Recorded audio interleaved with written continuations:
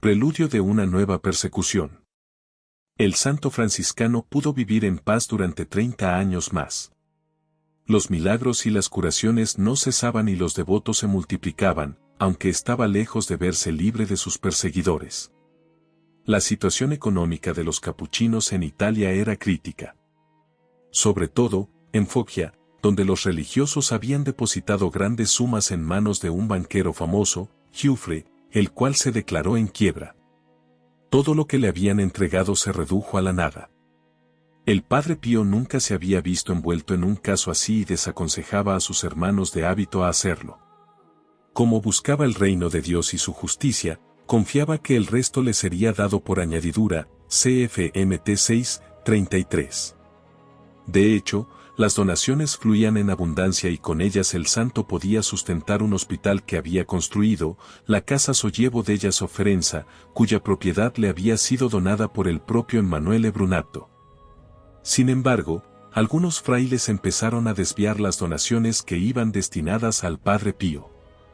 La noticia llegó al Vaticano y Mons Mario Crovini fue encargado de averiguar tal circunstancia, que infelizmente era real. Así pues, los culpables recibieron algunas sanciones. Con todo, apenas había acabado dicha misión, el Papa Juan XXIII daba su consentimiento a una petición del ministro general de los capuchinos, una visita apostólica que pusiera fin a la incapacidad del padre Pío de dirigir el hospital.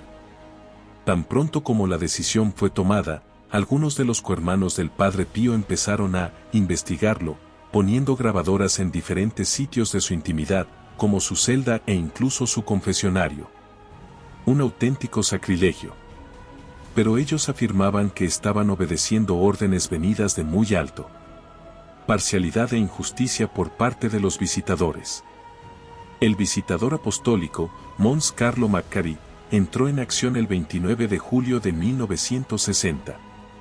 La primera persona a la que visitó fue Michele de Nitis, uno de los canónigos de San Giovanni Rotondo que había calumniado ferozmente al padre Pío en los años 1920.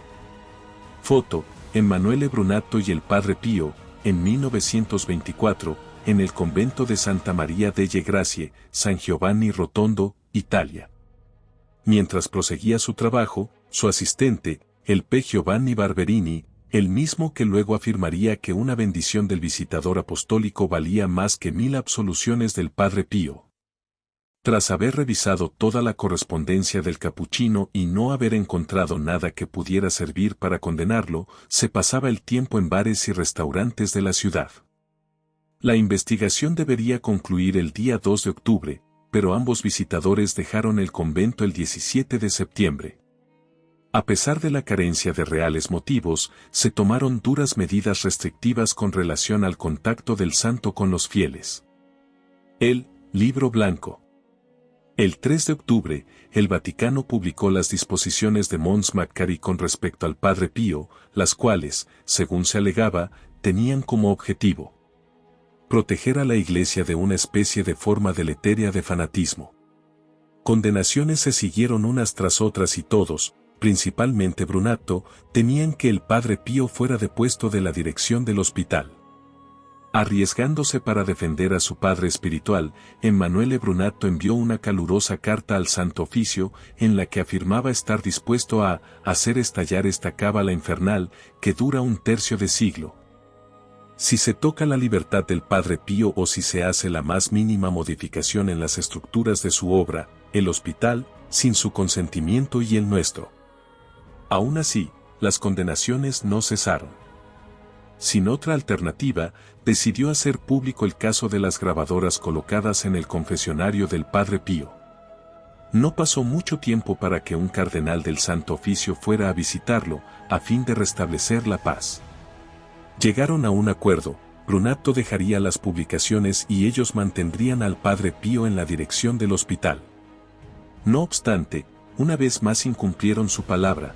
Ese mismo mes, los superiores del padre Pío lo obligaron a firmar un documento en el que se le privaba la posesión del inmueble. Como último recurso, El defensor del Padre Pío reunió todos los documentos que había ido acumulando desde la década de 1920 hasta los años de 1960 e hizo una compilación llamada Libro Blanco. No obstante, su publicación fue pospuesta debido a la muerte del Papa Juan XXIII. Brunatto solamente envió una copia del documento al secretario general de la ONU, al presidente de la República Italiana y al nuevo Papa, Pablo VI. De hecho, el pontífice no tardó en tomar la iniciativa de liberar al santo capuchino en 1964. A pesar de ello, como Brunatto no lo sabía, se vio en la obligación de publicar su polémica obra, que tuvo mucha repercusión, especialmente entre las autoridades eclesiásticas reunidas para el Concilio Vaticano II.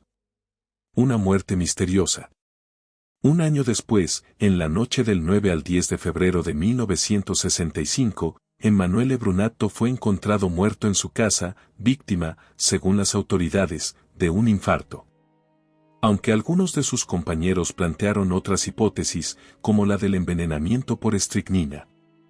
Cabe señalar que solía comprar la cena diariamente en un restaurante cercano. Ni que decir tiene que este hombre, defensor de la verdad y perseguidor de los enemigos de la Iglesia, era odiado tanto como el propio Padre Pío, pues, en realidad, el odiado era Dios en las personas de ellos. Pero sabemos que mientras haya en la tierra hombres que sean representantes vivos de Dios y de la integridad, siempre serán objeto de la persecución y del odio por parte de los que traman la iniquidad. Y es precisamente por eso que el Señor nunca privará a su Iglesia de la presencia de Immanuels Brunattos, perseguidores del mal que saben desenmascarar, a su debido tiempo, a los enemigos de la verdad.